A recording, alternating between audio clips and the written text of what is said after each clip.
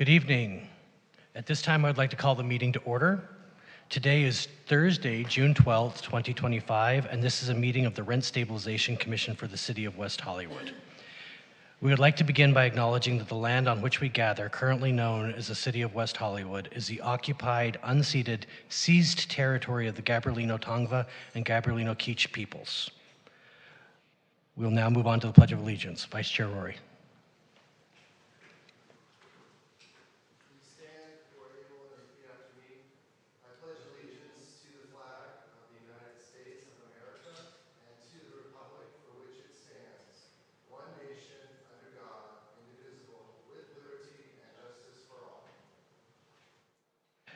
Thank you. It's an exciting night. We get to have a full commission again. I think the next item on our agenda is a roll call, but we're going to switch the order and do the administration of the oath of our new member. Is that right, Madam Secretary? That's Okay. correct. Okay. I had it down in my notes to when we approved the agenda to change that, and I realized we're doing this first. So the first thing we will do is move on to administering the oath to our returning commissioner, Caitlin McCafferty, and turn it over to you now.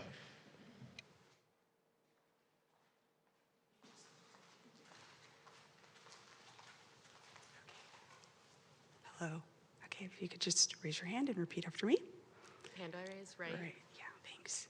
Okay. I, Caitlin McCafferty, I, Caitlin McCafferty, do solemnly swear do solemnly swear that while serving in the office that while serving in the office as a member of the Rent Stabilization Commission as a member of the Rent Stabilization Commission of the City of West Hollywood, of the City of West Hollywood, that I will support and defend that I will support and defend the Constitution of the United States the Constitution of the United States and the Constitution of the State of California, and the Constitution of the State of California, that I will bear true faith and allegiance that I will bear true faith and allegiance to the Constitution of the United States to the Constitution of the United States and the Constitution of the State of California, and the Constitution of the State of California, that I take this obligation freely that I take this obligation freely without any mental reservation without any mental reservation or purpose of evasion, or purpose of evasion, and that I will well and faithfully discharge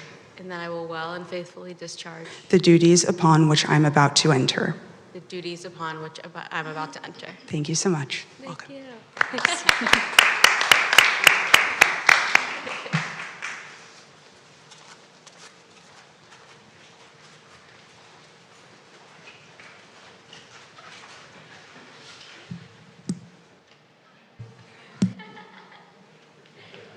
Welcome back. Welcome back.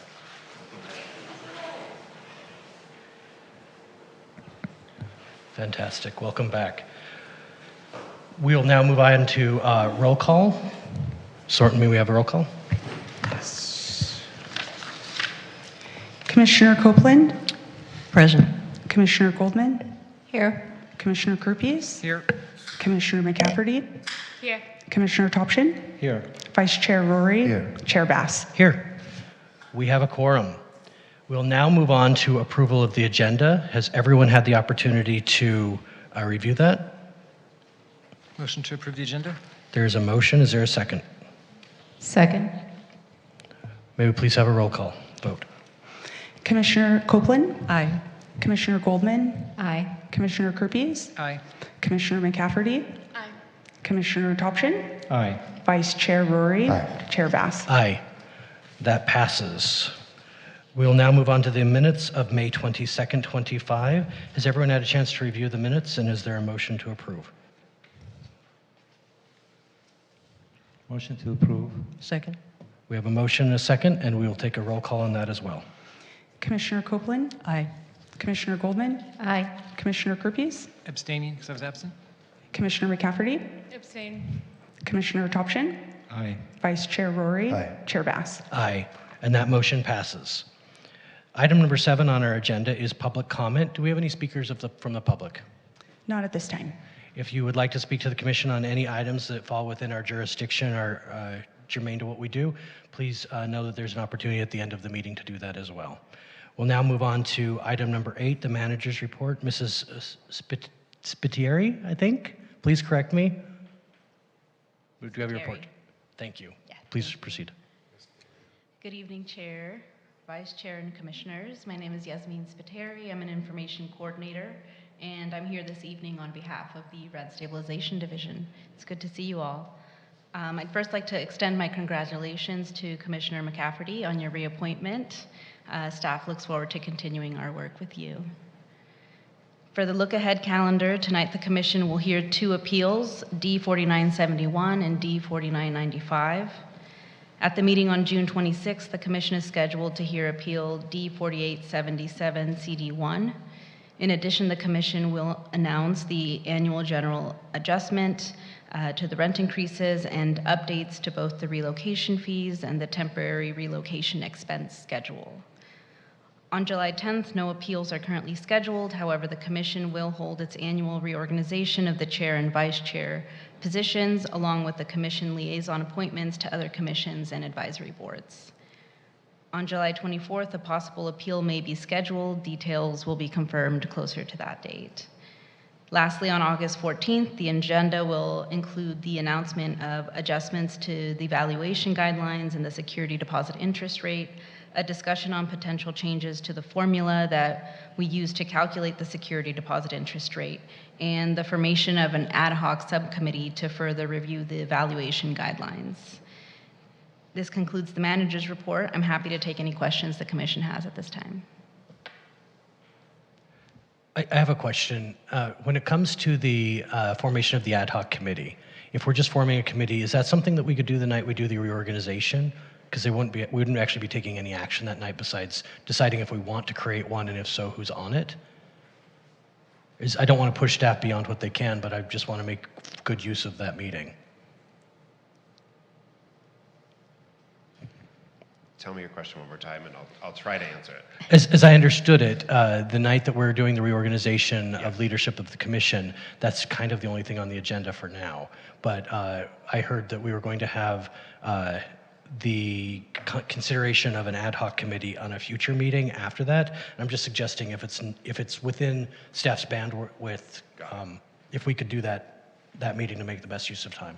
There's nothing legally or procedurally that would prevent that, so I think staff can take that back and see if it fits within their schedule. No promises on that, but yeah. Of course.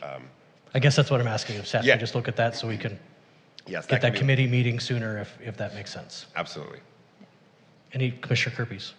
And I just had a question, if we could somehow, if there's a posting going out or anything that in print, or if the city could advertise it prior to the August 14th meeting, if they could do some sort of publicity around the discussion over interest rates, so that we've had 2, I think, landlords come in and speak, maybe it might garner some more interest. Thank you. We'll look into that. Thank you. Vice Chair Rory? I echo the comment about in any way publicizing the interest rate discussion on security deposits in light of recent comments before this commission. And my real question is, what's the pipeline for appeals look like? Because we've been go, go, go for the last 6 months. So I just want to know for my own planning purposes and whatnot, what the pipeline looks like. I know we have one that's possibly going to be scheduled in July, but when Acting Manager Gloria Aviles returns at the next meeting, we'll have an update on those numbers. If I can interrupt, Brandy, are you able to speak to that? She's the keeper of all those beautiful documents. I am, and as Yasmin stated, also we do just have that one that is tentative for July right now, but other than that, we are caught up. So, and I know we've had a busy Well, good many on us. months. Good on us. Great work. So I think, our goal has always been to go back to 2. It would also benefit me and my, my bandwidth. So if we get $1 billion more, we're trying to keep within the 180-day deadline. So we may have, sometimes with 3, but I don't see with what we have now that there will be the 3333 that we've been seeing for the last 6 or 9 months. Thank you. Any additional questions with staff at this time? Seeing none, we will move on to the next item on our agenda, which is our appeals. And we have two this evening, and I'll kind of explain the process. What will end up happening is, first of all, we are going to ask our legal counsel for a staff report. We will then hear from the person who is appealing, whether that be the landlord or the tenant. They'll have the opportunity to divide their time. They have 5 minutes. They can divide it however they would like. The respondent will then have the opportunity to use 5 minutes to respond. And then if the appellant has any additional time, they'll be able to come back up and rebut those comments. So that's generally the process. I'll remind you as we get to each item, but so you can kind of be thinking about that. And our first appeal this evening is, let's see here, it is 1279 North Harper, number 3. The appeal is D4971, and I'll turn to staff for a report. Super. Thank you very much, Chair. Good evening, Commission and staff and members of the audience. My name is Kellen Martz, Legal Counsel to the Rent Stabilization Commission. As the Chair stated, this is appeal application D-4971 at 1279 North Harper Avenue, unit number 3. Tonight, you are reviewing the hearing examiner's decision related to maximum allowable rent and rent overcharge, maximum allowable rent, abbreviated MAR. The tenant, Lynn LeMay, has lived at this property since 1991. The current property owner is 1279 North Harper LLC. This application was filed in October of 2024. In the decision from that hearing, the MAR was found to be $812.62, and the hearing examiner also found that the tenant was not entitled to a rent refund for any rent overcharge issues. The tenant has appealed, arguing mostly that West Hollywood Municipal Code section 1736060, which is titled Preconditions to the Right to Take an Annual General Adjustment, prevents any increases in this case and necessitates a rent refund, which I'll explain that municipal code in a moment. Excuse me. I'm going to, as always, defer to the staff report and the decision for all of the math numbers because it's easier to do that way, and lawyers don't like math. And so the question before you tonight is there substantial evidence in the record supporting the hearing examiner's decision regarding the MAR and rent overcharge issue? And staff does believe there is substantial evidence in the record to support and uphold the decision. So going back to West Hollywood Municipal Code, let me find that section here.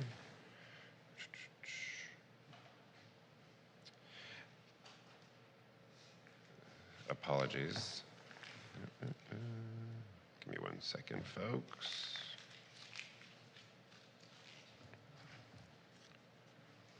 Okay, so preconditions the right to take the annual general adjustment or the AGA. A landlord who is not in substantial compliance with any of the provisions of this title shall not demand, accept, or retain the annual rent increase otherwise permitted by this chapter. We've actually discussed this as a commission a number of times, and there was a question mark on what this meant and how it was actually applied in practice.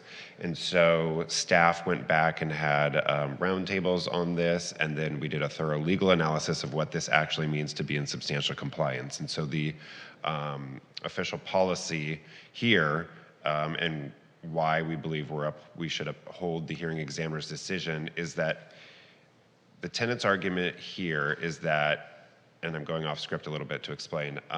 The tenant's argument here is that if there's a rent decrease in place from a prior rent application, the tenant has argued that that means they're not in substantial compliance with a rent stabilization ordinance because there's maintenance issues or whatnot. However, the official policy is that so long as the landlord is giving the rent reduction that's been ordered, they are in substantial compliance. And that's because they've gone through a city process. The city process has said that your rent is reduced by X. Landlord, you must reduce it by X.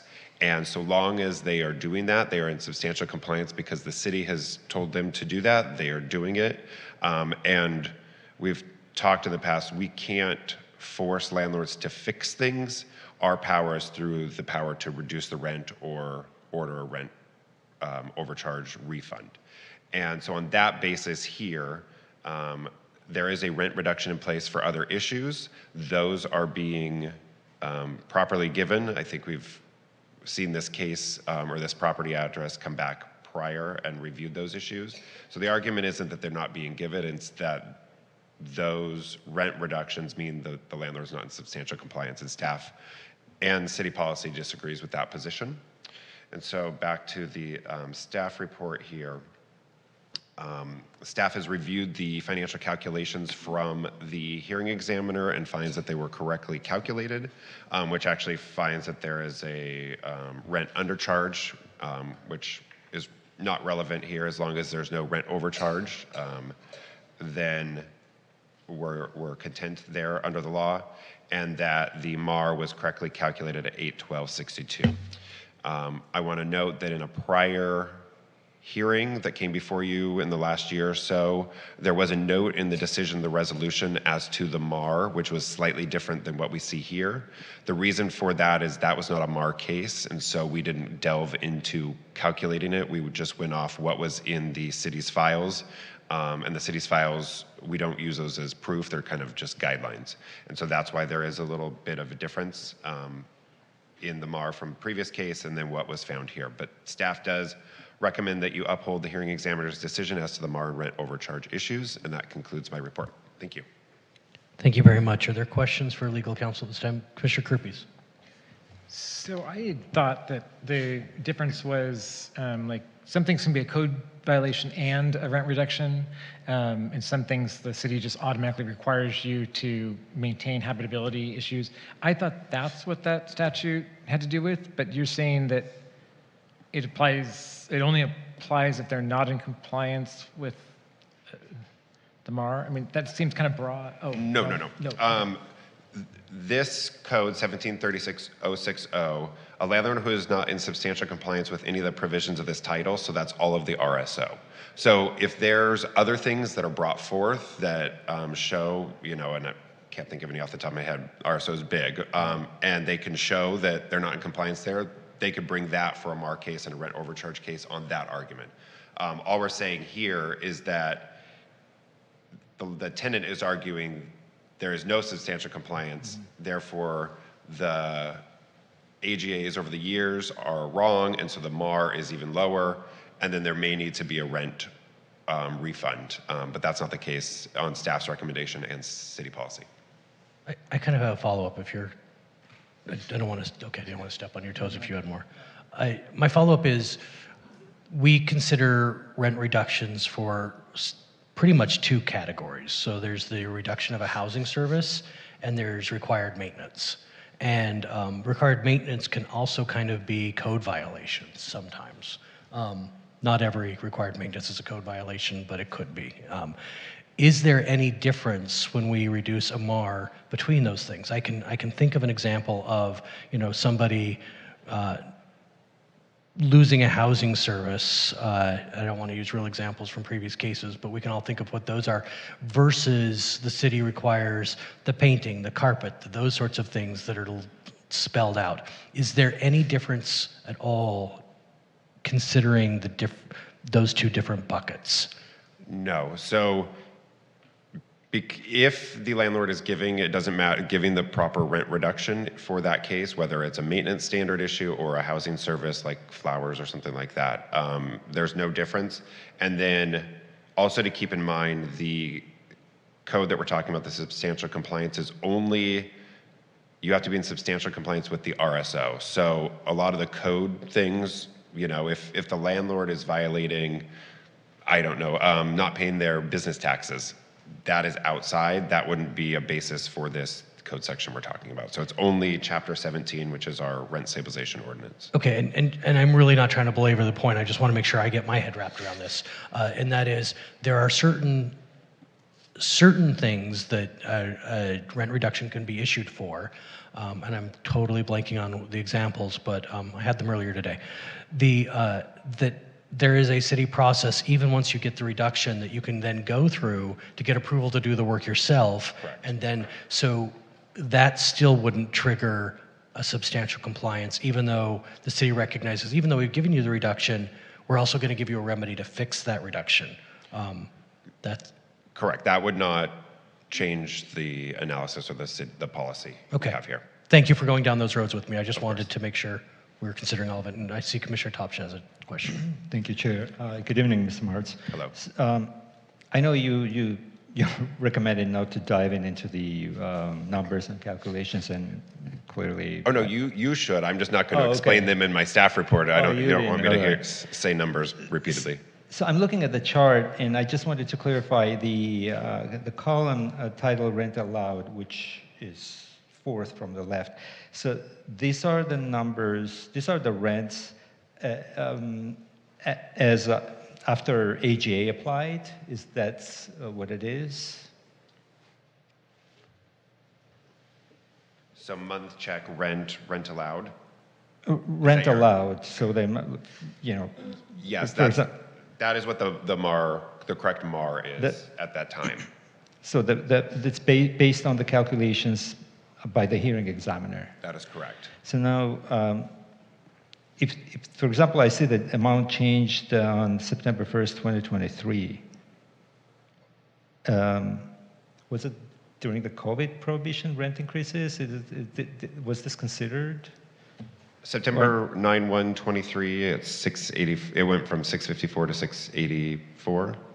Yeah, I guess my question is, did the examiner look into the time when was the rent freeze and prohibition of rent increases, or how? Because I think in September 2023 there were no rent increases allowed, right? Then. I think it was We started in 2023. but I don't know that for sure. Yeah. Okay. I can review the decision if there's any discussion about COVID. Okay. I do think that was around the time when there Around the were time. increases allowed, but I'll try to pinpoint a date for you. Okay. For some reason I thought it was 2024, but maybe I'm wrong. But yeah, if we can. Just I think check we on still had eviction protections in place for rent. If you were behind on your rent, that extended a little bit longer, but the ability to increase the rent started a little bit earlier, that earlier. All right. Okay. Thank you then. of course.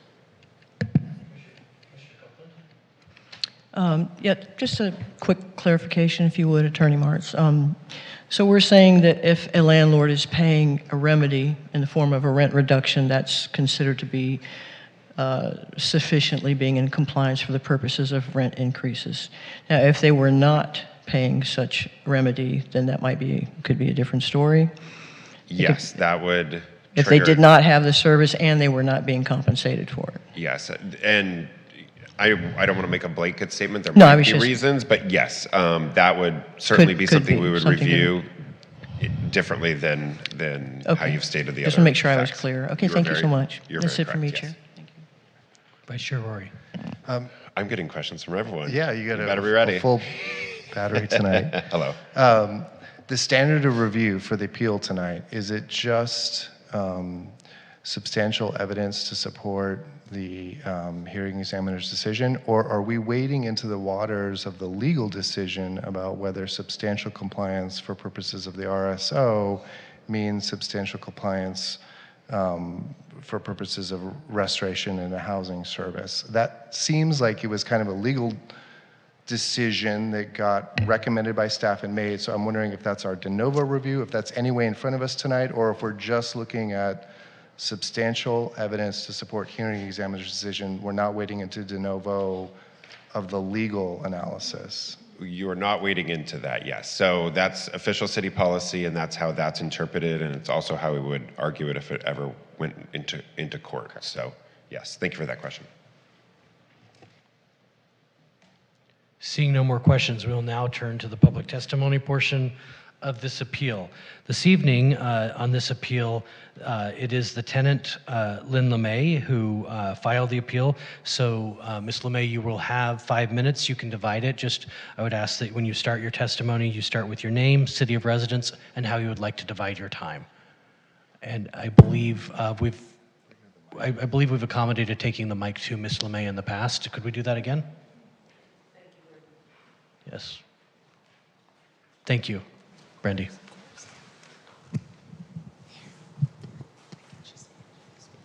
Is it on now? It should be. Can you hear me? Yes, we can. Thank you very much.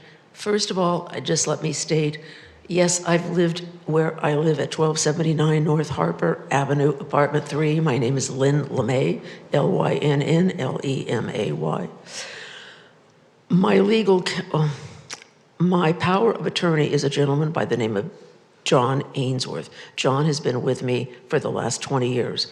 He has been following every hearing I've had, which there have been many, as well as a couple of appeals that have already been heard. I totally agree with a lot of what the attorney just stated, and I understand part of what he's saying, but I don't understand all of it. John does. John has been in meetings with every meeting I've been in, but he understands things better than I do. He also has all the accounting information from day one, which means back from I kept very accurate records of every time I paid my rent and every single time we appealed everything. I know I'm not supposed to bring any new evidence into this meeting or talk about any other subject other than what was brought up in the last hearing that I had. And the hearing was what the attorney right there just stated.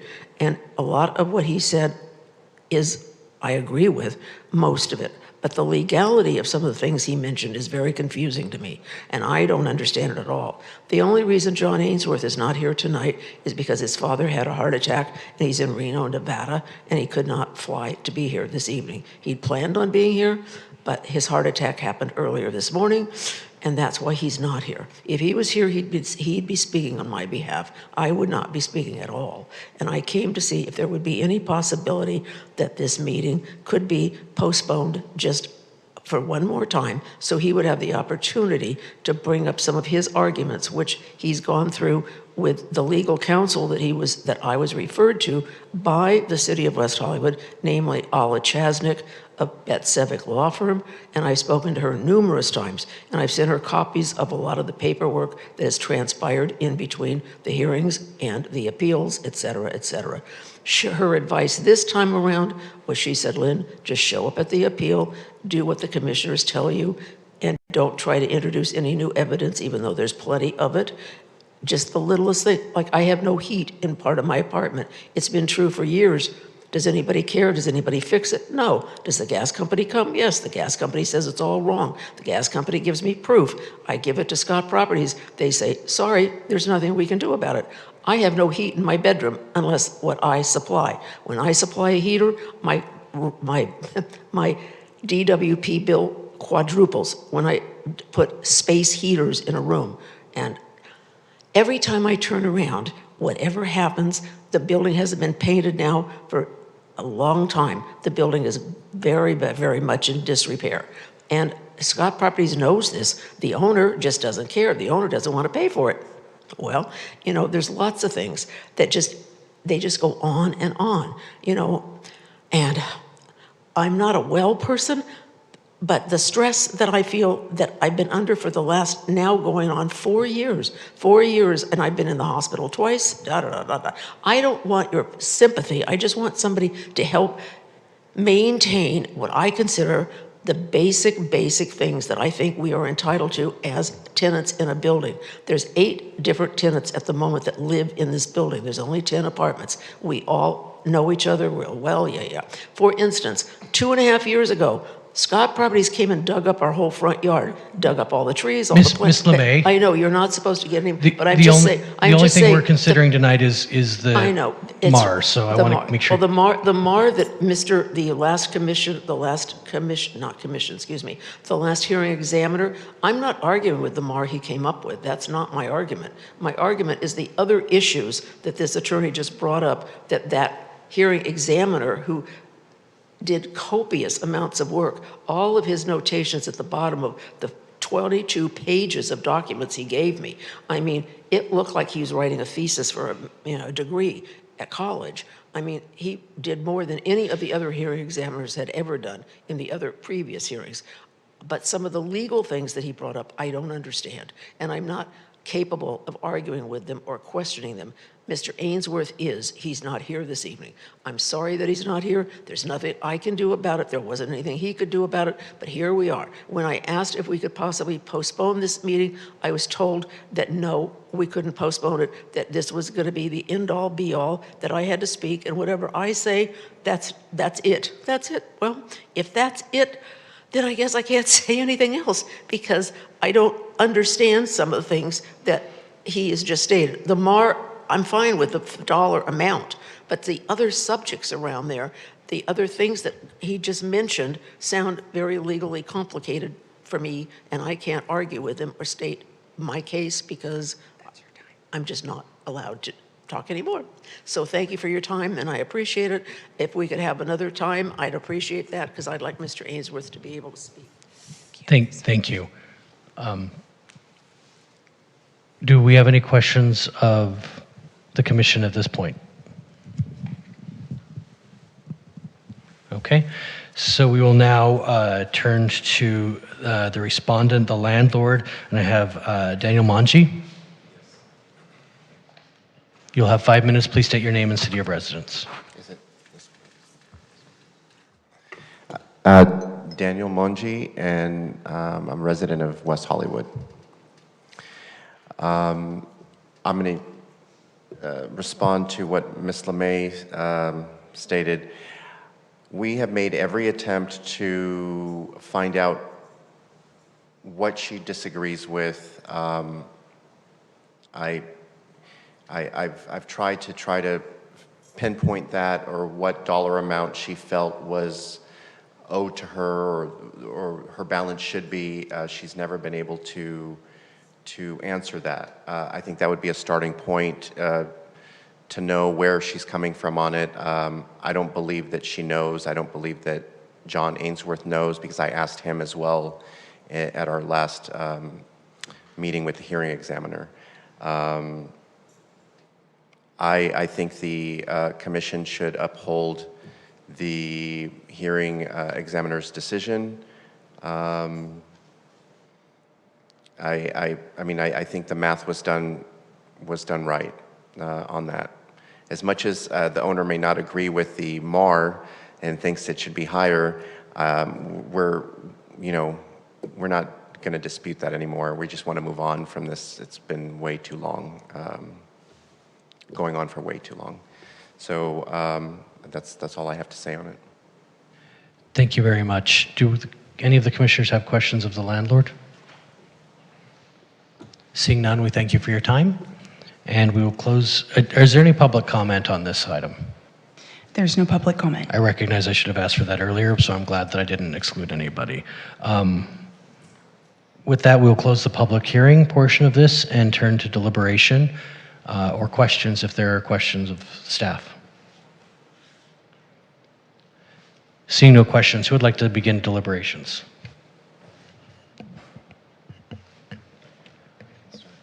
Vice Chair Rory. It seems like what the tenant wants, Ms. LeMay wants this evening is kind of a lawyer here to be able to argue some of the legalities around the interpretation that was made. But the question that I had before the hearing started kind of clarified for me that we're not allowed to get into those legalities. And so I don't even know if it would have made a difference if the attorney had been here tonight, because he would have been arguing about the legal issues and we're not allowed to discuss those. And so it just gets back to substantial evidence in the record to support the hearing examiner's decision. And I haven't heard anything that would negate the hearing examiner's decision, and the staff recommendation is to support the hearing examiner's decision. So unfortunately, just because of the narrow issue we're supposed to be looking at tonight and not concerning ourselves with the legalities, I would be inclined to affirm the resolution and staff's recommendation.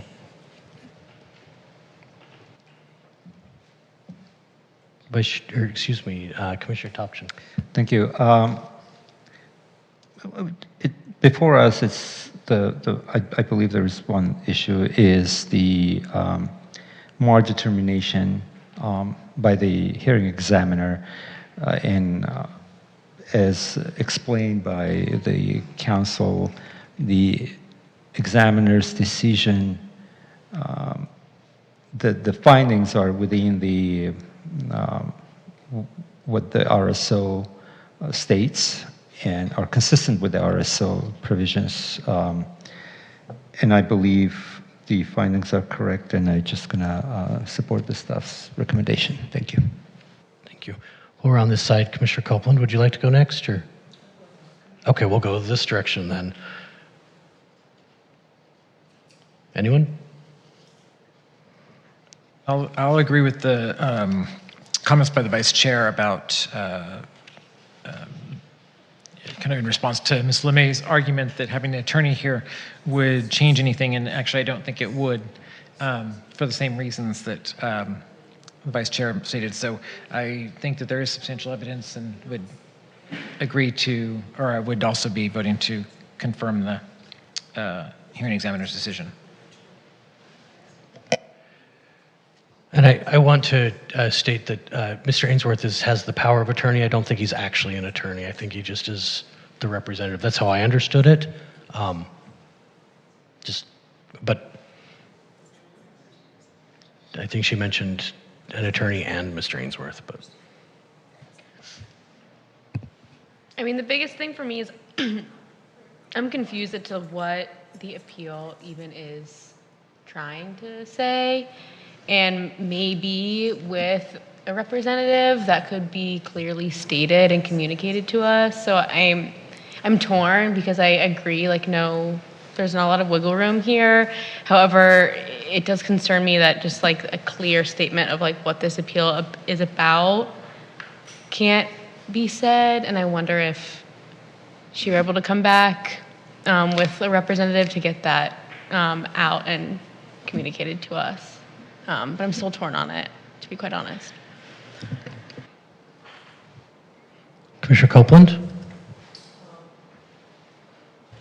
Sorry. I understand where Commissioner McCafferty is coming from, but if I could ask a question of staff, is there a procedure in place when something like this happens? She stated that she had asked for, I guess, a continuance, or what is the process for that? Are we limited in that at all? That can be done or cannot be done at this point? It can't be done. Generally, they have to be submitted in advance. The few times where we've had something like this, the other party has to agree. So it's, unfortunate, and sending best wishes to his family member. But we do have the actual tenant here. And we also have the landlord here who said that they've been through this for quite a while. So we don't have much wiggle room there. For Commissioner McCafferty, your question, just to explain kind of where we're at, is, excuse me, the maximum allowable rent is the first issue that we're presenting, and it sounds like from Ms. LeMay, she's fine with what was calculated by the hearing examiner in this decision. So that question was on appeal. I think that's a little bit of settled there. The question is the substantial compliance, which goes into if there's been a rent overcharge, which is the second part of this appeal and the original application. And so in a rent overcharge case, they're saying the landlord has charged me an incorrect amount of rent. Mr. or Mrs. Hearing Examiner, I want you to determine what the actual rent is on my place, which is done here, the 81262. And then based on that, have I overpaid my rent? And if so, please order the landlord to refund that money to me.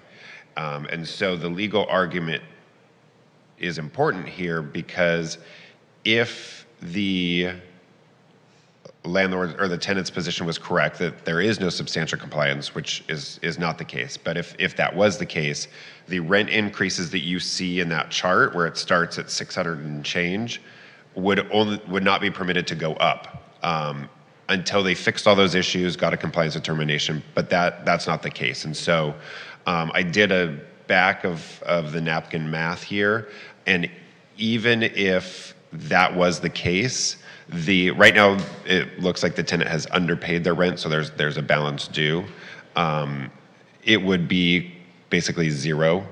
It might be a few dollars on either side of that. So even if they did come back and that argument won and whatnot, you wouldn't be awarding anything. So it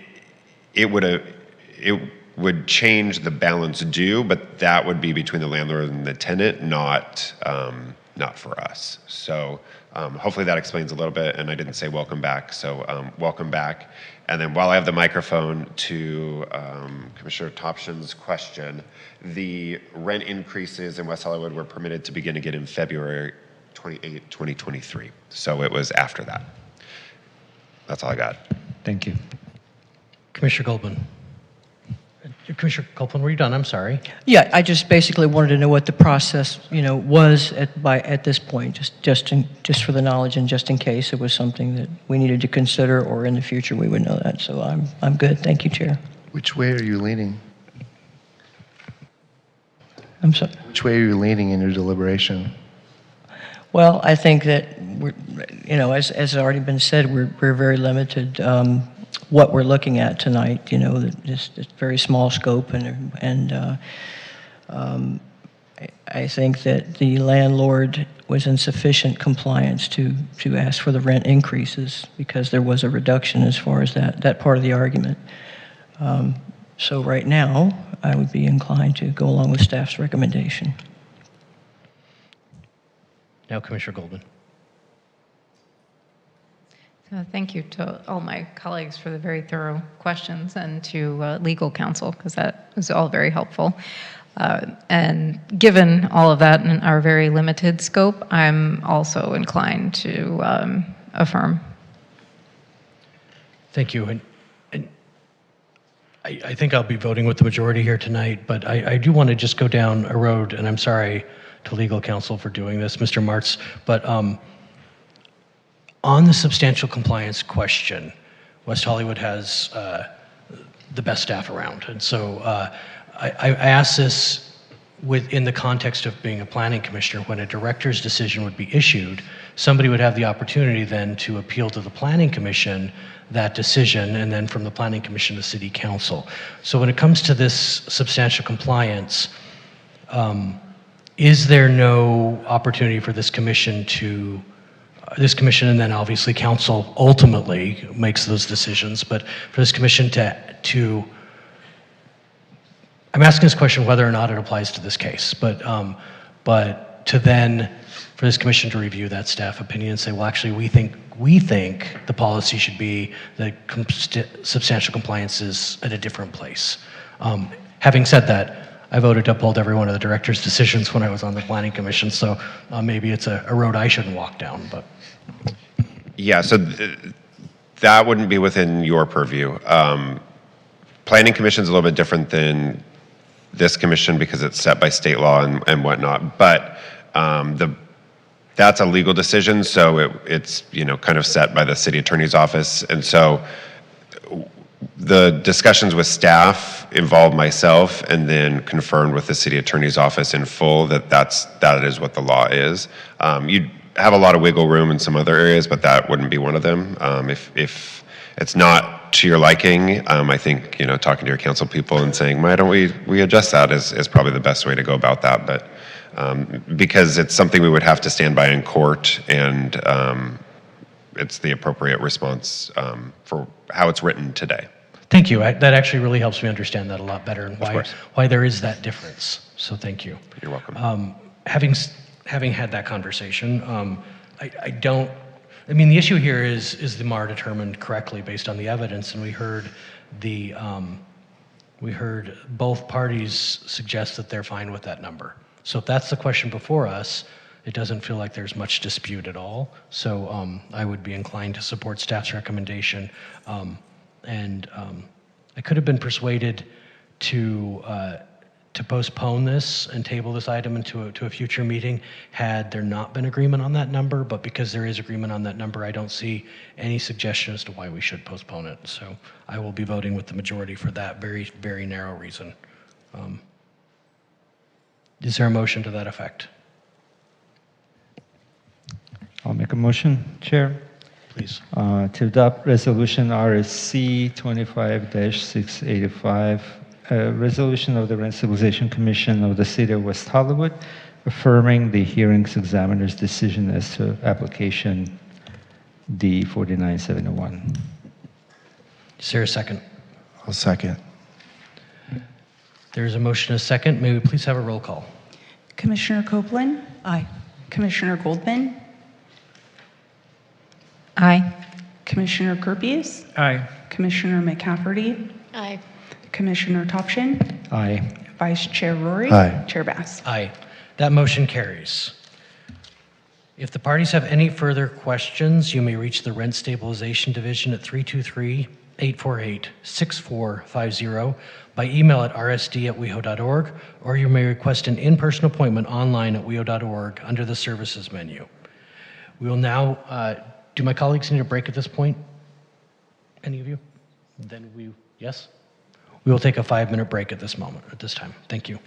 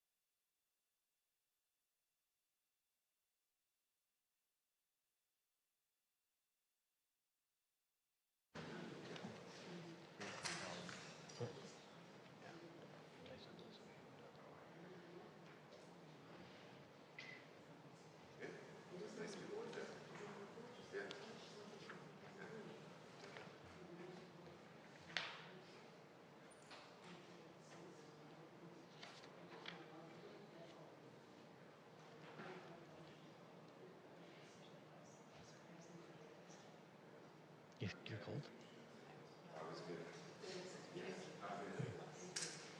I'm just always grateful we have these fans. Okay, we'll start again in just a minute.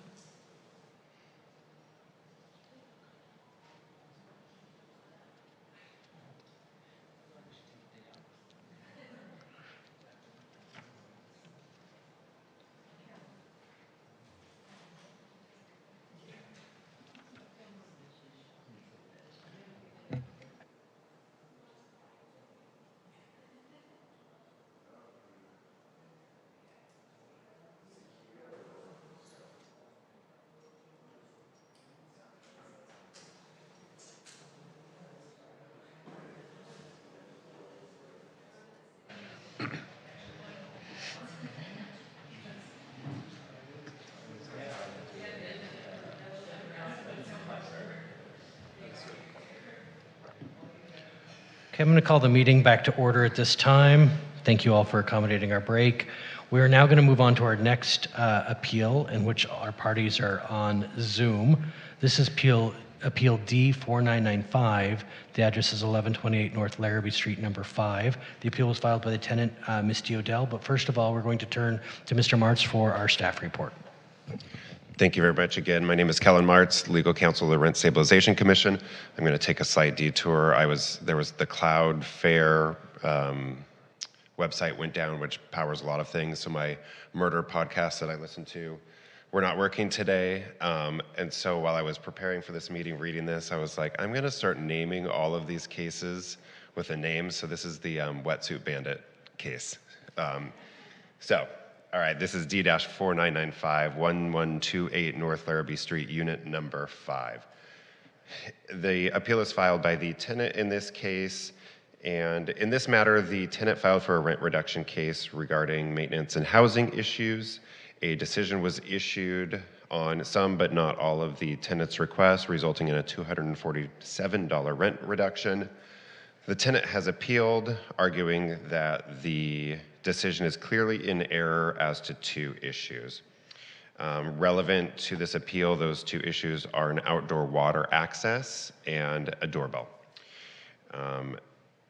The tenant testified in the hearing, and it was found that the doorbell was not operational and a $7 rent reduction was put in place. And then the hearing examiner found that there was previously access to a water on the balcony.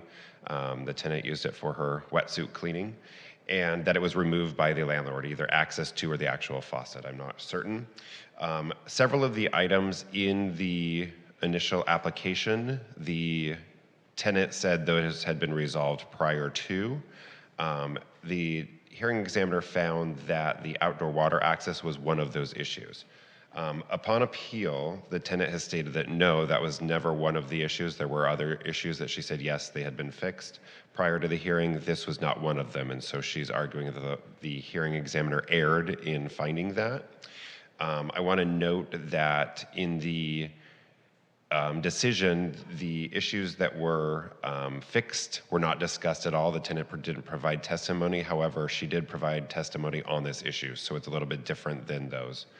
And then as to the doorbell issue, the tenant is arguing that, yes, this was removed as a housing service, but the amount was too low, and has requested that it be a $14.50 reduction, which is the same as another doorbell issue that she has provided in a different decision, unrelated to her property.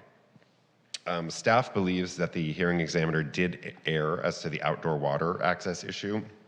As I previously noted, the issues that were actually fixed prior to the hearing were not discussed in the decision. There was no testimony provided. However, there was testimony provided as to this issue. And so staff does believe that that was a hearing service that was removed, and it should result in a rent reduction.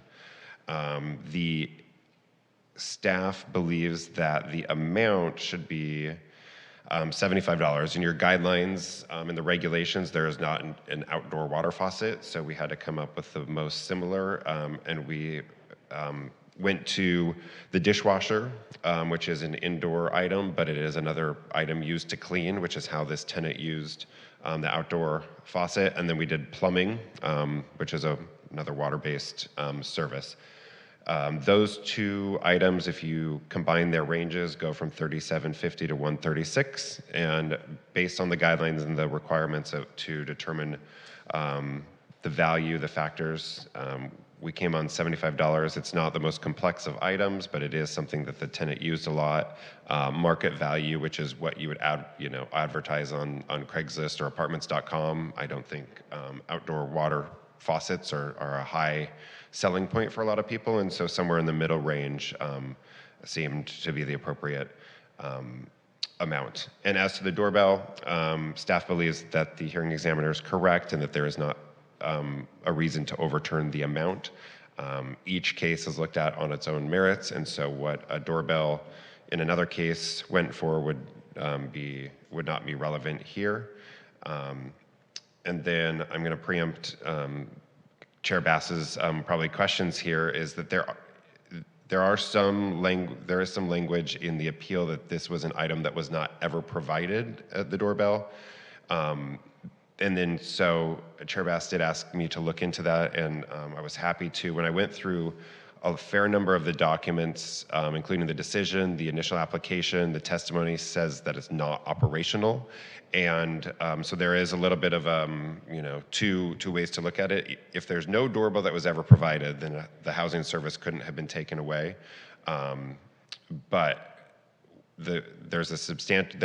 staff believes there is substantial evidence, the record, to support how it was written in the decision. And we don't put ourselves in the place of the hearing examiner. If there's, reasonable person could find that way, even if we might personally find another way. You have to stick with what the decision says. And so that is why staff is comfortable upholding the $7 amount. And so based on that information, staff recommends reversing as to the water access on the balcony issue and setting the rent reduction amount at $75 per month and affirming on the doorbell issue. And that concludes my report. Thank you. Thank you. Since you preempted the questions, I have none, but do any of my colleagues have any? I have a question. Please. About the doorbell being ever working for this tenant. I totally understand what you're saying. On the appeal application, she states a lot that she never had a working doorbell. That is outside of the scope here.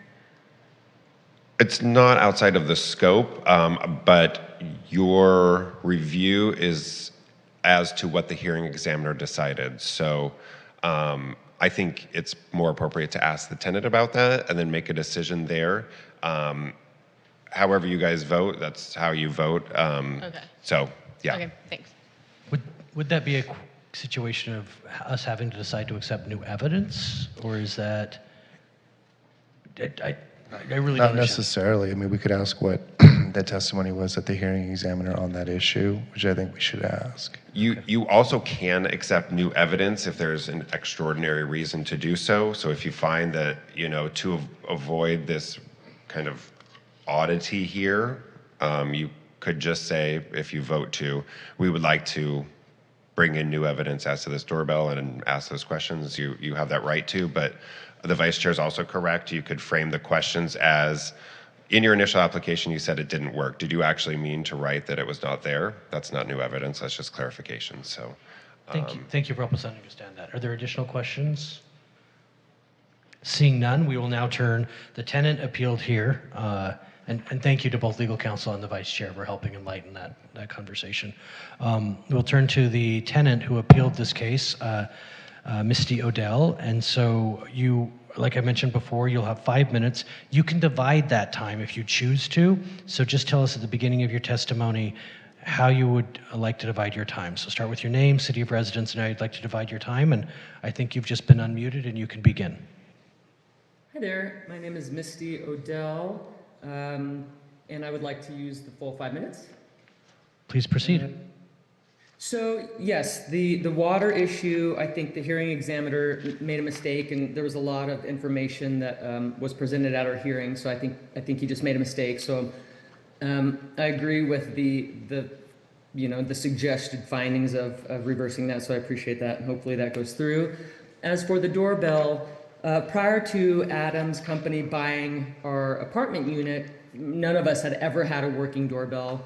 And once they bought it, they installed the doorbell, and a lot of us were just like, wait, we don't really want an extra $14.50 added to our rent because it's only 6 units, a knock on the door is enough. We were all happy with not having a doorbell. And so when they did install it, it was like, okay, well, I guess that's what's going to happen. So they installed it, and about a month later, it stopped working. I have written multiple letters to Adam, just letting him know. And my appeal based on this situation is because my rent for this new doorbell is $14.50 a month. Without it working, I felt it was fair to be credited the $14.50 a month of a rent reduction because it's not working. So I guess that's where my confusion lied. And why do I have to pay $14.50 a month for a working doorbell, but when it's not working, I still have to pay, $7.50 or whatever it is. So that was just my approach and the question about the amount of rent reduction. If Adam wants to fix it, great. I have no problem paying that, even though I'd prefer to not have a doorbell at all. But that was my questioning about the rent reduction. If I have to pay $14.50 for a doorbell, but it's not working, I still have to pay for a non-working doorbell. So that's it. Thank you very much. How much time, Ms. Thornton, how much time does she have left? 3 minutes and 8 seconds. Okay, so you'll have at the end of after the landlord, will have the opportunity to use those 3 minutes plus for rebuttal if you choose to. But I'm going to turn to my colleagues really quickly and see if we have additional questions. And I'm seeing Commissioner Kirby's first. And I think if we could start with just a little bit more explanation on the doorbell. So how much did you pay in rent before the doorbell was installed? Do you recall? Sorry. Apparently, at some point in time, the neighbor boys had filed something prior to Adam's company coming in and adding the doorbells. We had doorbells attached to our door, but all of our units have had electrical issues, so the doorbells never worked for anybody, but nobody cared, so they never brought it up to be an issue. I don't know what rent reduction was taken years ago because the doorbells weren't working. And that had been brought up at one of our original hearings regarding the doorbell. So I'm sure there was a reduction already because the doorbell wasn't working, but it was years ago. So that was never the concern. My concern was... Thank you. No, I totally understand you now. I think that the way you worded it in your testimony just now conflicted with what was written in the staff report, and I think you're now consistent with the staff report that it's not that you were charged an additional, it was that it was valued at a certain price at one point, and someone received a reduction of the $14.50. Is that correct?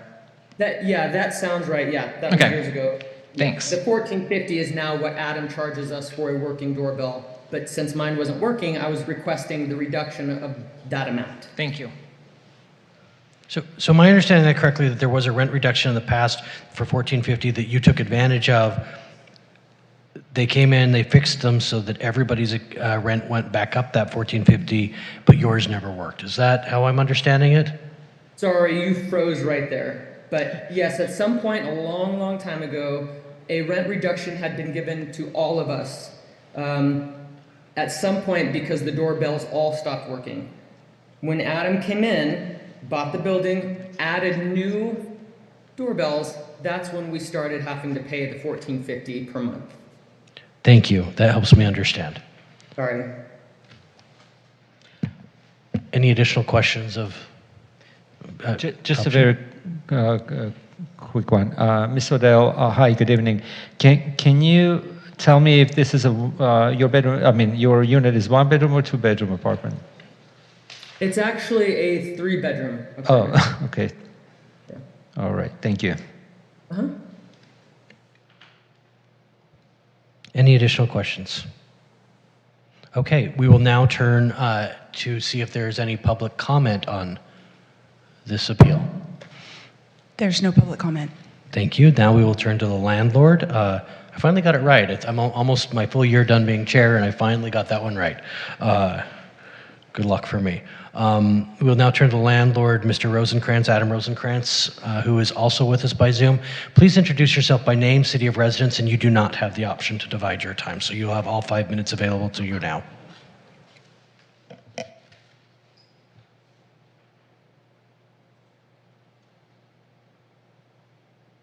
Thank you. Adam Rosenkrantz for 1128 Larrabee LLC. City of residence is Los Angeles, California. Appreciate the commission today for taking the time to listen. I'd just like to basically request that this hearing be remanded back to the hearing examiner. I believe that the initial appeal, or excuse me, request for rent reduction was filed in late December of 2024 with the initial hearing held January 30th. I think many of you guys know that there was a major fire in Los Angeles. 1128 Larrabee LLC is based out of Malibu, California. The mailing address, the corporate offices. We were completely locked out and unable to access the office as we're in a mandatory evacuation zone. I'm not aware of any email correspondence specifying the date and time in which the hearing was going to be held. So I unfortunately did not get to participate in the hearing. I've appeared before this commission multiple times. I think you guys are all quite familiar with me and know that I do not have a history of failing to show up. So I would like to request that the city commission permits me to have this hearing remanded to the hearing examiner to resubmit evidence and to properly address all of the issues that were brought forth, because there's numerous factual inaccuracies, and frankly, I would just like to have an opportunity to properly address them. And given the unusual circumstances, this is not only reasonable, but certainly warranted, and I do know that the commission has the power within the West Hollywood Municipal Code to remand cases back to the hearing examiner. Thank you. That would conclude my time. Thank you very much. Do we have questions? I have one, but do any of my colleagues have questions for the landlord? My question is, Mr. Rosenkrantz, when you received the hearing examiner's decision, which I'm trying to look for the date there, but I believe it was early March. March 10th, it's dated March 10th. Is there a reason that you did not appeal asking for a remand at that time? That's frankly a good question. I probably should have at that time. Honestly, my life has been a little bit chaotic. I manage multiple properties that have dealt with the aftermath of the fires. It's multiple properties in Malibu. My wife was 9 months pregnant at that point. I've just got a newborn. So frankly, coming to you with my cards perfectly laid down, I was a bit discombobulated and had a lot going on. And like I said, multiple properties that I manage in Malibu, in addition to this one and a number of others in West Hollywood, coupled with a newborn baby on its way and a lot of doctor's appointments, I likely just was overwhelmed. Thank you. That answers my question. Additional questions? Seeing none, we thank you for your time, Mr. Rosenkrantz, and we will now turn back to Misty Odell to provide any rebuttal. You have up to, I think it's 3 minutes and 8 seconds. Okay, thank you guys. Adam, congrats on the baby. And I guess just to kind of respond to that, I feel some frustration in that statement because I work in film. I had to pause a lot of very important meetings and setups, and I made it to the hearing. I had to make over 150 copies to busy. Have to do this again would be very unfair, but it's up to you guys. As for the facts that Adam is contesting, I don't know what, falsities you're talking about. This is just about the balcony water, which clearly was cut and never replaced. And I provided over, I think, 15 documents and pictures showing that. So, and as for the doorbell, I wrote over probably, I don't know how many letters, but I included those in the packet for the hearing as well. So I don't know what facts Adam's talking about. It's pretty cut and dry. I don't have water. I used it every single solitary day for the last 10 years. I don't have it now. It's never been replaced. Adam kept saying they were going to replace it and then never did. So there's not much room in my head for false information. It's It's not there. I would love for it to be returned. My doorbell isn't working, and that's it. So I think that's it for me. And thank you all for your time. Thank you very much. Do we have questions for Ms. Odell? Commissioner Topchin. Ms. Odell, can you, if you remember, if you can recall, when the doorbell was installed by this new landlord? I would say, I don't have my documents in front of me. I'm actually in Roughly, Colorado. approximately. Oh, approximately at least a year and a half ago, maybe 2 years. Okay. Thank you. And the water, same thing, 2 years Thank ago. you. Additional questions of the tenant at this time?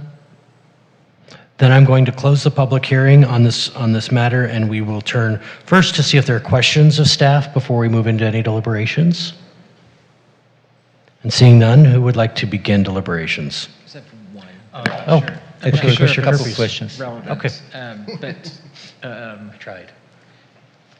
are we, or do we have access to, the tenant made a statement that there was a rent reduction. It sounds like it was somehow it was a common area one for all of their doorbells. Do we know if that's true do we have that history of the property? Yes, I read your mind, and so I've been looking these things up as the testimony's been going on. So the case in question is D-4629. The decision in that case was issued, the hearing examiner's decision, on January 26, 2022. It was a common area issue for doorbells. Actually, let me confirm that yes, it was.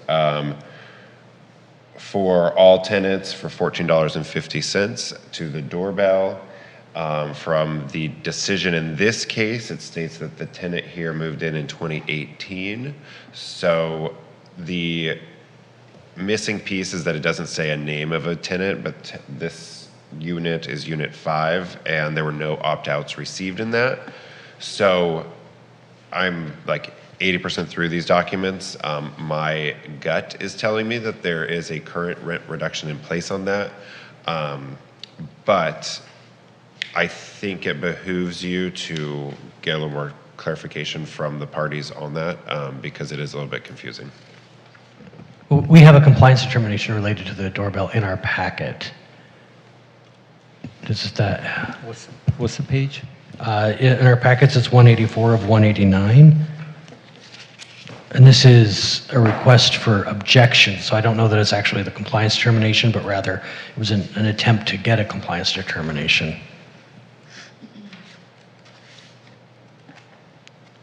So maybe I spoke too soon by saying it was a compliance determination, but it was a request for one. Right, and so that's another wrinkle, is even if there was a rent reduction in place, has it been restored on that issue? I said we close the public hearing, but on advice of council, I think we should get that answer from the tenant. So unless a commissioner objects, I'm going to, Misty, we're unmuting you now. Can you tell us, was that compliance determination issued and you guys started paying that $14.50? So years ago, we did get that rent reduction, but when Adam fixed it, that's when the $14.50, or when Adam came in and tore out the old doorbells and put the new one, that's when it was restored. And that's when, at the time, and I was like, okay, whatever, don't want it, but we have it. So Great, we got the answer to that. Let me just to confirm, we understand that the rent reduction went in January of 2022, and the request for compliance determination happened in March of 2023. Do those dates sound approximately correct to you? Yes. Okay. Sorry, we just have to be fair on time, so that's why we cut you off on your answers, just to keep it straightforward. No problem. Okay, we're putting you back on, unless the vice chair, you had a question? I apologize to jump in. I'm like so confused on this doorbell issue. So why was there a mistake? Was there a possible need for a remand here on the doorbell? Because if there was a previous rent reduction and then there was a restoration in the service, I'm lost why there's like a further application on a rent reduction or a dispute about the amounts. But perhaps I'm missing something. It just seems like we had a service that was lost, we had a service that was restored, there's a dispute about the amount of the, I'm confused about why this appeal was allowed to get to this point, but maybe that's just me. The way I understand it, and please, anyone tell me otherwise, but the way I understand it is there was a rent reduction as a common area for $14.50 in 2022. In 2023, it was restored because Mr. Rosencrantz put doorbells in. But they don't work. That is the testimony we're getting from Misty Odell right now. But that Misty is telling us that their doorbell never actually worked. So they didn't object to the compliance determination, but the rent went up anyway because there was no objection to the compliance determination, therefore it was issued. And though they're basically, as I understand it, saying because it was $14.50 before and mine never worked again, it should be $14.50 now, not $7, because it was $14.50 before when it didn't work, and it doesn't work still. Still $14.50. That's how I understand Could we ask her to clarify that? If so, then I would. Misty, we're going to take you off mute again. Did I get any of that wrong? Can you help us clarify if that's not how you understand it? You're correct. If I'm paying $14.50 for a working doorbell and then it doesn't work, I was questioning why I'm still paying $7.50 for a not working doorbell instead of getting the full $14.50 reduced until the doorbell was fixed. So after the landlord restored the doorbells to other units, yours continued not to work. Is that correct? It worked for a couple months and then it stopped working, and that's when I started writing letters requesting. Okay, thank you. I apologize, I missed that. That's okay. I think Chair's analysis, that's how I see it now after all this questioning. So I think the tenant's question is really, rephrasing why in the past for the same issue there was $14.50 rent reduction, and years later for the same issue is $7.50 rent reduction. I think that's what is before us. Chair, may I? Please. Staff has kindly found the relevant information from the files, and there was a confirmed rent restoration in the city's files on that issue. Were there any, actually we just got testimony that it worked for a little while, so that would be, and I was going to ask if there were any objections, but no one would. Tenants did not dispute the issues, so that's Thank you. what it says. I think we have all the public testimony at this point in time. Do we foresee any reason we would need to keep the public hearing open? Then I'm going to close it and ask if we would like to start into deliberations or additional questions. Sorry, I hate to open and close, so my apologies to everybody that we had to do that. But I think it got us to a better place. Please. This one, I'm a little bit of up in the air, so I'm interested to see what everyone else says. My initial thought was $7 seems a little low for a 3-bedroom apartment, and the previous reduction was 14. I get where we're not supposed to substitute our judgment, but I can see why the tenant was confused about why previously it was 14 and now it's a 7. So I'm open to adjusting that 7 if other commissioners were. The 75 for the water, this one's a little tough for me because initially I thought that was kind of high personally for basically what I would consider an outdoor hose. I mean, I know it's on a balcony, but it's basically an outdoor water source. It's not an indoor shower, it's not an indoor dishwasher, it's not indoor plumbing. I'm not so comfortable leaning on those ranges for an outdoor hose. The other thing that was grabbing me was there was a rent reduction, I know it's not before us, but $150 for parking.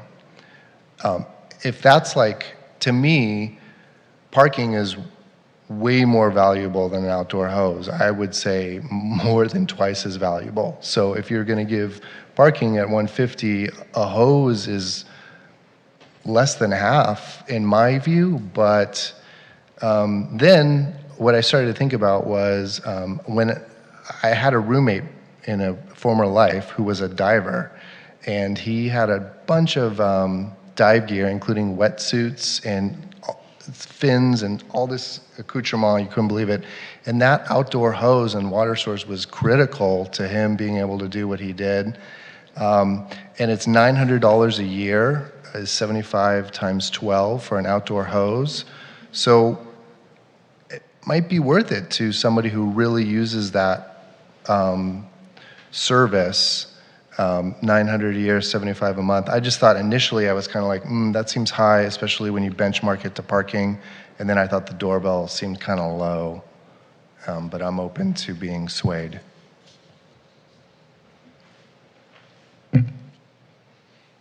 Commissioner Kerpies, you're reaching for your button. Microphone on.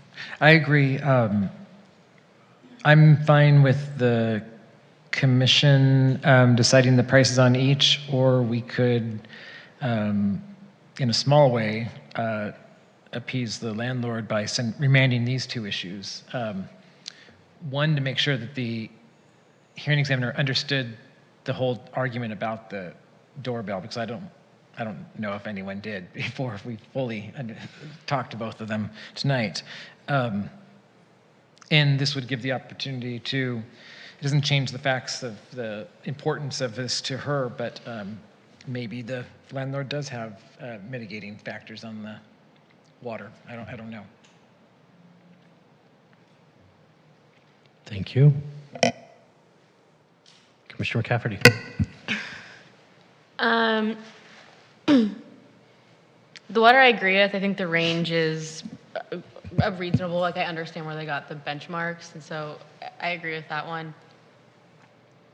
The doorbell is interesting because a way that I could see it is that it was a past issue that was like open and closed and it's done, and now it is a new issue because in the evidence that we have, like, it's not citing that old issue. Like, there's nothing tethering it to the 1450 case. And that's what's hard for me to, like, kind of attach it. Like, I understand like how logically they are connected, but I kind of see them as, like, that was something that happened in the past.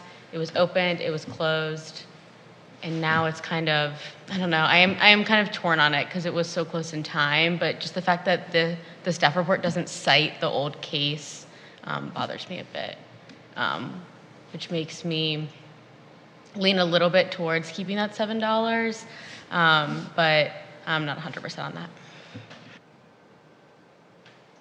Commissioner Goldman, or is you?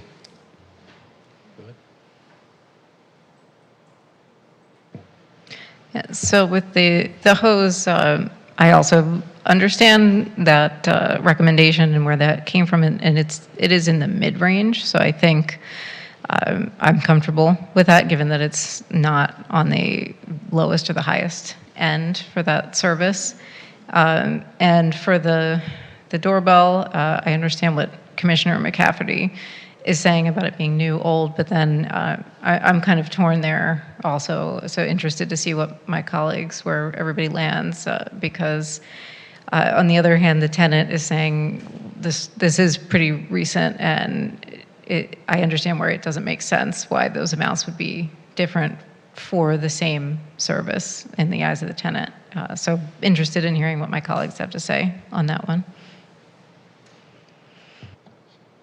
I'm not seeing either one of you push for your buttons, so I will just keep going down the row here and say that I also thought that the water was a little high, but hearing Vice Chair Rory kind of explain how you got comfortable with that, it doesn't make me so uncomfortable as to vote against a motion that would go to that effect. And as far as the doorbell goes, having not understood the situation prior to the testimony tonight, I believe that the evidence that I pointed to on page 184 of our packets that the hearing examiner had in front of them, whether they chose to consider or not, it is evidence that was before them that does show why the tenant here was asking for the 1450. I think for me that's a through line enough to show that that this was part of the consideration, and so I would say the 1450 is where I would land on the doorbell, because it's the exact same service that was deemed 1450 2 years ago, why would it be deemed less important or less valuable now? So that's my through line on that. And I also want to address, even though it is not on the appeal before us, we heard it in testimony, the request for a continuance, and I hate to be untechnical about this, but the reason I asked the landlord why they didn't apply for an appeal is because I believe that I suspect I would have been very sympathetic to a remand under those specific circumstances had that request been made through an appeal. But because that is not before us, that request is not before us, and that evidence is not before us, I don't know that we can honor an appeal despite the really difficult circumstances that Mr. Rosenkrantz was going through at the time. Some of them very happy, but still challenges. So that's where I'm falling on all of those issues. And Commissioner Topshin, I think you were looking for your button next, or? Well, in regards to the water access on the balconies, I think the legal counsel gave really good justifications why staff recommended 75, although I agree with some of the commissioners. They made comments that this seems like a kind of a high amount. But based on the justification, which I liked very much, I appreciated, and I always look into this kind of a explanation, a justification from the examiners or staff, how they arrived to a certain amount, and here we have it. And I think it made sense to me, and it is a reasonable amount, and it's not excessive. I don't believe it's excessive. And I think it's reasonable to recommend $75 rent reduction for that matter. As for the doorbell, like everybody else, I was very confused. But since the great questioning by its chair and other fellow commissioners, so I do believe that for the same service, years ago, if there was a decision to give a $14.50 rent reduction, years after, when the rent went up, logically, because of the AGAs. So the value of the service cannot be a lesser amount for the same service. So that's how I see it. So I don't know if I guess the commission can recommend that the rent reduction should be $14.50 for it. Although if not for that 2020 case, I would say $7.50 could be reasonable. But because we have that 2020 case, it's not going to go anywhere. So that makes no sense to me to uphold the decision based on $7.50. So I would recommend that we amend this, or whatever the wording would be, to suggest $14.50 rent reduction and keep the $75 for the water. Thank you. Commissioner Copeland. Hi. Thank you, Chair. Yeah, obviously there was an error as far as the water use on the balcony with the hearing examiner. So, and I think $75 is a reasonable amount, especially if it's something that it sounds like was used on maybe not a daily, but definitely a very frequent basis. So it's quite an inconvenience. All of a sudden you don't have that anymore when you use it regularly like that. So it's not something you might use once a year, but sounds like on a regular basis. So I think that's reasonable. I agree with that. As far as the doorbell, well, the first thing was that, of course, the tenant asked that we don't have the ability to demand that a landlord stay out of compliance indefinitely and just keep the money. We can't do that, of course. But as far as the amount for the reduction, I think you move into a place, you assume the doorbell works, and then, well, it doesn't work, so you're giving a reduction for it, and then there's a compliance determination. We replaced them all, so now they work, so you're paying the $14.50 back in your rent, as the tenant stated, and then, oh, guess what? This one doesn't work either. So we're going to give you half of what you had a few years ago. So when all of those facts are added together, I certainly think that the $14.50 is not unreasonable for the same service that is still not working. So I would be inclined to amend that amount if the fellow commissioners are amenable to that. We've heard from anyone. Does anyone want to take a stab at a motion at this point in time? Calling the vice chair to make a motion. I would like to make a motion to affirm and modify resolution RSC number 25-686. The motion would be to affirm the hearing examiner's decision and staff recommendation as to the outdoor water hose, but to modify on the issue of the doorbell so that the amount of the rent reduction is $14.50 instead of $7.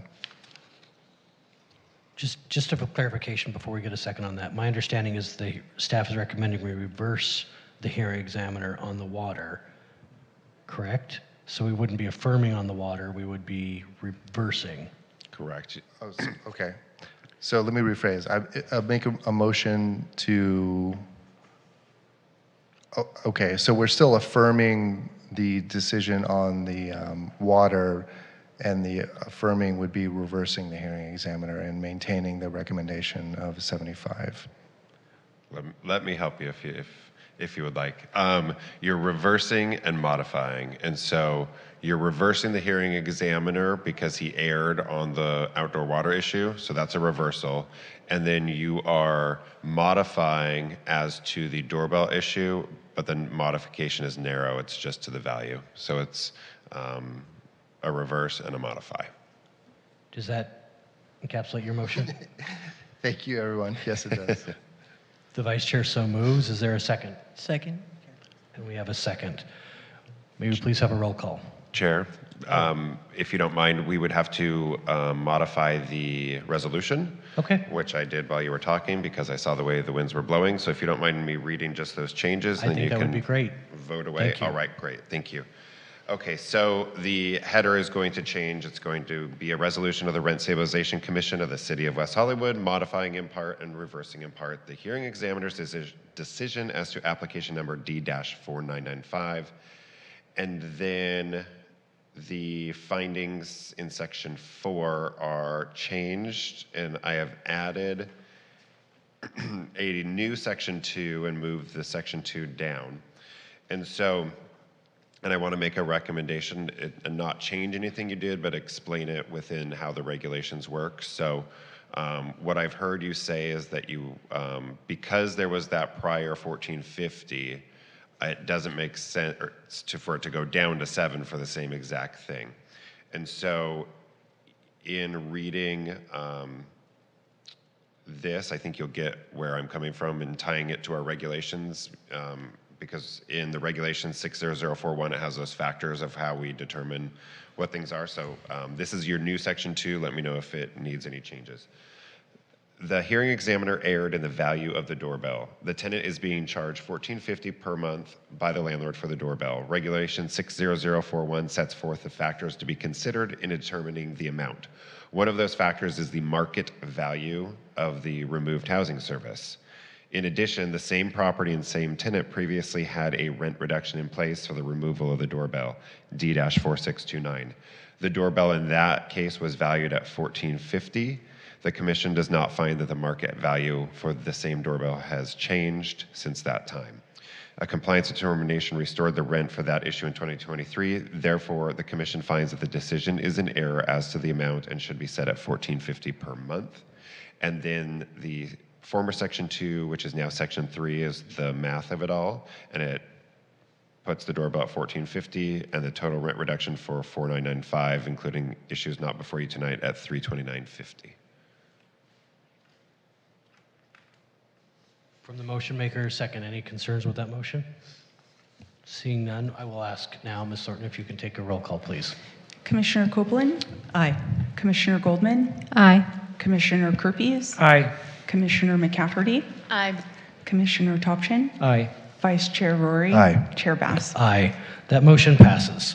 If the parties have any further questions, you can reach the Rent Stabilization Division at 323-848-6450, by email at rsd@weho.org, or you may request an in-person appointment online at weho.org under the Services menu.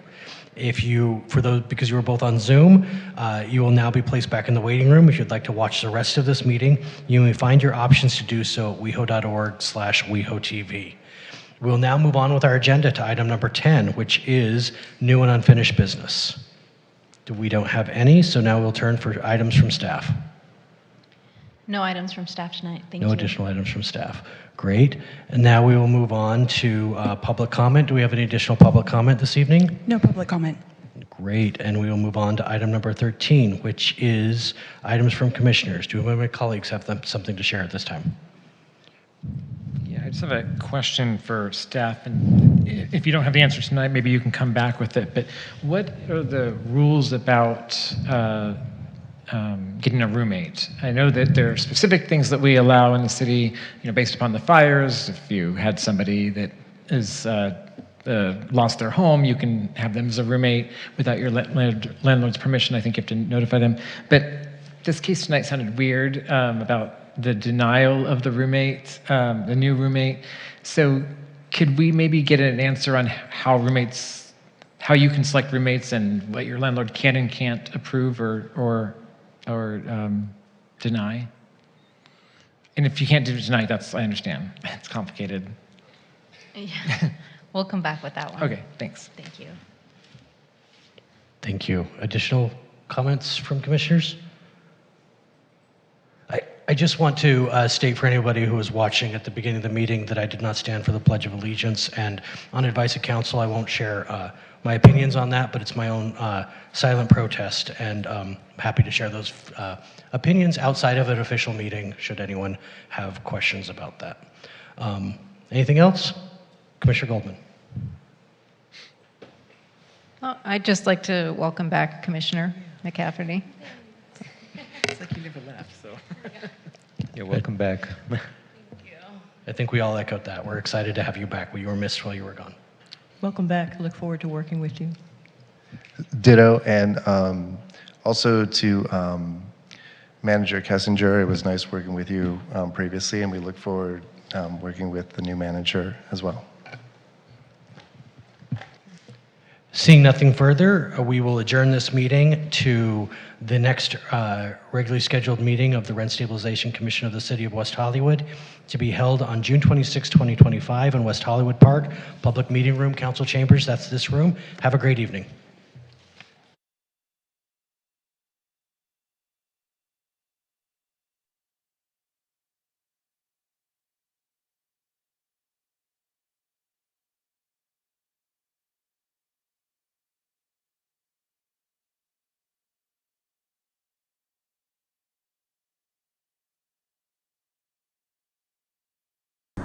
To make the kid laugh, you need to behave like a kid. Like,